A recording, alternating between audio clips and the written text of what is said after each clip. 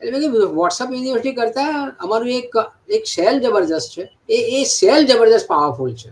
અને સેલ જે રિમરસ જે અફવાઓ ફેલાવે છે એને મોટા પાયે ફેલાઈ જાય છે.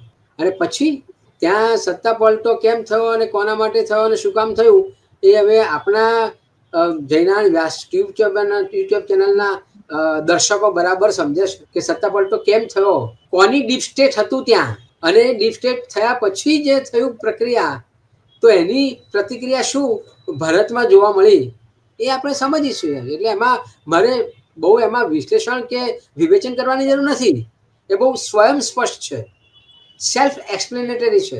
એટલે એ પણ એક યોગાનુયોગ તારો છે. પણ એમાં પણ એ જ મુદ્દો હતો કે આજે પણ આપણે આપણી લોકશાહી મજબૂત છે ને, ના નથી કહેતો, પણ લોકશાહી એટલે શું કે જે વારંવાર વ્યાસ સાહેબે ચર્ચા કરી છે, મેં પણ આ વાત કરી છે કે લોકોનું લોકો માટે લોકો દ્વારા ચાલતું રાજ્ય.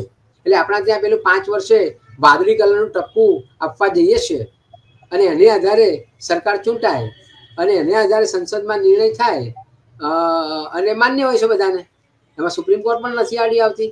સુપ્રીમ કોર્ટ ક્યાંક આડી આવે, ખોટું થયું હોય તો આપણા ભૂતપૂર્વ ઉપરાષ્ટ્રપતિ પણ બહુ ખરાબ રીતે સુપ્રીમ કોર્ટને આડે હાથે લીધેલી કે who are you, we are the super power, સંસદ સર્વોપરી છે, સર્વોચ્ચ અદાલત નહીં.